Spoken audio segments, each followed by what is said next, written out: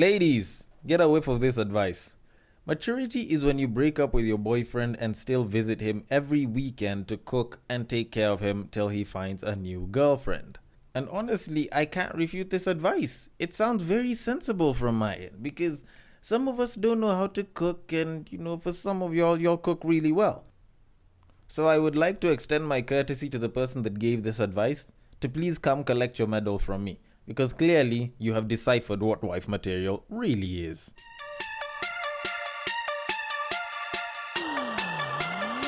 Get ready for the battle of the sexes.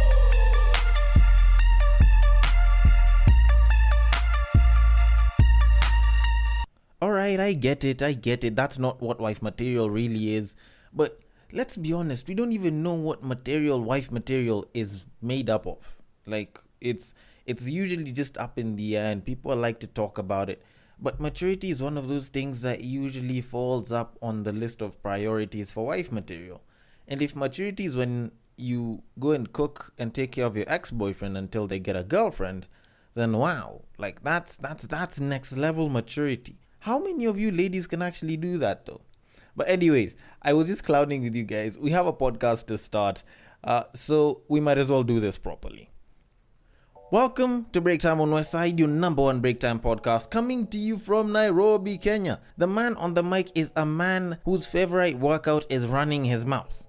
He is a man that has not managed to find the G-spot, and it is none other than your tall, dark, and mildly handsome man, Sir Denver B. The show is Battle of the Sexes, your weekly love, sex, and relationships podcast, where I get to break down some of the issues and many trending topics that come up that relate to matters love, sex, and relationships. So you guys know what to do. If it affects you, if it feels like it's something that we should talk about, the DMs are open. On IG, it is at Breaktime on Westside. On Facebook, it is also at Breaktime on Westside. And on Twitter, it is at Bagaka the D. The B and the D are capital. Send in your stories. Send in your many questions, comments, and feedback. That's where I expect to find you giving me my criticisms. If you feel like diving into social media seems like a lot of work and you want to do it as you're listening, we are available on Castbox as well, so you can also go and drop your comments there. It's so far the only app that I know of which allows you to do commenting on the episodes. So, anyways, I need to get into our topic for today. But before we get to that, I have a bit of an issue. Now, last week, there was a topic that was brought up on a group chat which I happened to be a part of, which also happened to be echoed when I spoke to some ladies over the weekend. And the thing is, apparently, guys suck at foreplay. Wow. Like, that's very weird. I actually didn't know of this, but a lot of guys actually suck at foreplay. Now, this could be a regional thing. This could be a global thing. This could be something that only affects Nairobi, Kenya. I don't know. But it still does seem pretty weird because I'm going to say this on a personal level. I actually really like foreplay. I find foreplay to be quite interesting. Like, it's one of those bits where it's like there's a level of finesse to it that can kind of make someone really like you without having to bang you. It's just one of those things. But the mere fact that there's a lot of guys that kind of suck at foreplay is a bit worrying because, let's be completely honest, right now robots are taking over a lot of things, and it doesn't just stop at the professional workforce. It even extends into your personal life, which is why there's a lot more people buying sex toys, there's a lot more people buying jackrabbits, and sex bots are available in the market. And the thing is, foreplay is like one of those few things that you can't really replicate with a sex bot. It's like one of the few things that remains human, because you can bang a bot and it'll feel like vagina or it can feel like dick, but it doesn't mean that it'll replace the authentic sexual experience that you get with another human being. And foreplay is one of the things that makes us unique, because when I did the episode called Sex Without Kissing, it's one of the Tweet Street episodes from last season, it did kind of bring in this whole idea of, wait, how do people manage to maintain good sexual relations and they don't make out?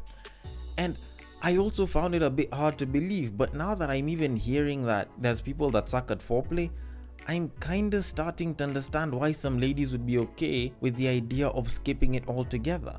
Because there's some of y'all that have actually become quite crap at it.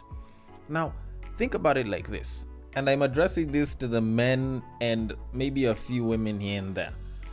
Foreplay is the difference between a person feeling like they've had a sexual experience and them feeling used. Just think about that properly.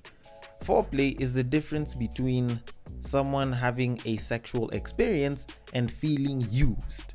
Because here's how you look at it. If there's foreplay, then it's like you're easing into it. It's like a formation lap at the start of a Formula 1 race. It makes sense because you kind of have to warm stuff up. You have to make sure everything is moving. You kind of have to get her juices flowing.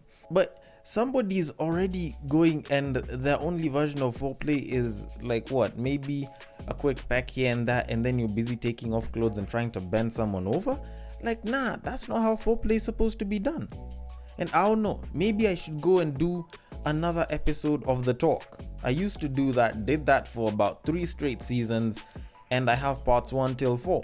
If you want me to do an episode of The Talk, by the way, just hit me up. Go to the Break Time on West side handles and just say if you want us to do another episode of The Talk, because clearly, if people do not know how to give foreplay and they claim that they're good sexual partners, then I honestly don't know what people are actually claiming to be, because good is not what they are. So honestly, I think people need to understand that foreplay is important in the bedroom or wherever it is that you're doing it, whether you're doing it in the car, whether you're doing it in the office, whether you're doing it behind a bush somewhere. Foreplay is important, and foreplay is one of the very critical factors that differentiates us from being just a simple sex tool or sex toy. Try to think about it as the difference between WhatsApp and Viber. For those of y'all that still remember what Viber used to be back in the day, they kind of became popular at about the same time, and in as much as there were so many people on WhatsApp and WhatsApp was almost like the preferred option, Viber was still an app that people had on their phones, because unlike WhatsApp, which was just messaging, with Viber you could call as well. And guess what happened the minute WhatsApp brought in the calling feature? Viber automatically got kicked out. Viber stopped being so unique. People barely have Viber right now, and WhatsApp is the king. Now imagine if the Japanese, who've really made the biggest strides in terms of robots and sex toys, managed to come up with a robot that can mimic good foreplay. Do you think we'll really be needed? Now all those Nazi feminists that say that men aren't important in the world and the world should be full of women will suddenly start pushing their agenda even better, because clearly some of you are screwing the pooch. So please, men, go and learn on how to do foreplay. Like something as simple as making how you can get a tutorial on YouTube. Trust me, I checked. And you can use your index finger and your forearm for practice and all. And if you want me to do an episode where I actually give you guys some tips on it, by all means ask and I would be glad to do something about that. But anyways, we need to get into today's topic.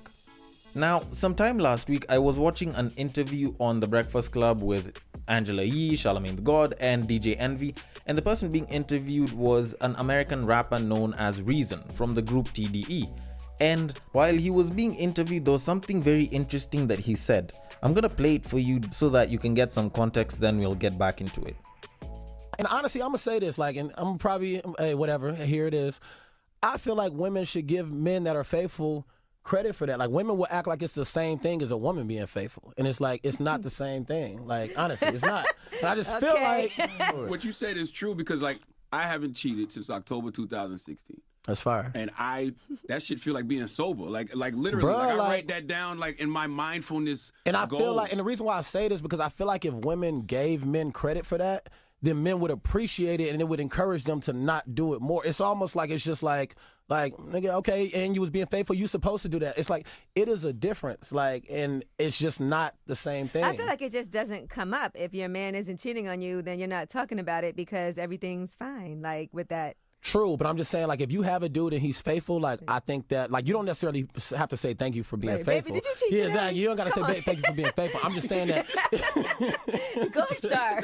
it should be looked at and given credit to. You get what I'm saying? Like, in my opinion, because it's like it's something that like is not an easy thing to do. It's hard for for women to not cheat too, though. Y'all got to give us credit too. What? That's what I'm saying. There's all like, kind of like it's offers not. of It's, Birkin bags flying around and. some women, I know these Birkin bags. No more buying bags for chicks that can't afford one. 2020, man. That's what I'm saying. Like, No, but I'll tell you why I give myself credit. I give myself credit because I feel Lord. like when I was cheating, I was feeding my ego. Yeah. You know what I'm saying? Like that's literally That's really all what it is. That's all it is. That's It's really all what it an is. ego play. So being that I haven't done that in 4 years, I realized that I'm not leading with ego anymore. Yeah, I don't have that yeah. wounded ego anymore. You know what I mean? I feel more whole and healed. Now, before I get into why this reasoning, pun intended, actually makes sense, I do need to say this for the record. I totally 100% agree with Reason on this. And in as much as I know that this might probably be a good time to end the podcast, please hold up, continue listening, I will explain myself. I totally agree with what Reason is saying on this. I think to some degree, men need to start being gifted or credited for being faithful. Yes, I get it. It doesn't seem like it's entirely fair. Hell, it seems like you're gifting someone for something that they should already be doing. But let's think about it like this. If you consider how cheating has been normalized in this day and age, and you look at the number of men that cheat and you see how easy it is for guys to cheat nowadays, then it does make sense. You really need to start giving credit where credit is due, and being faithful is something that I feel is creditworthy. Now, in as much as yes, women can also cheat as well, it's different for guys. I think it's a hell of a lot easier for a guy to get into the whole act of cheating than it is for a lady. Because if you compare the number of people that hit up a woman's DMs when they're in a relationship as opposed to when they're single, you can clearly see that when they're in a relationship and people know that this baby is in a relationship, there's more guys that'll back off.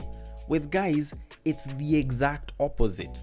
The laws are inversely proportional to guys in that situation, because whenever a guy gets into a relationship, you will find that it's like all of a sudden, out of nowhere, the girls that blue ticked you, the women that told you that you're not worth their time, the ones that blocked you, for some reason they just pop out of nowhere and they start hitting you up. And I am not saying this from my experience alone.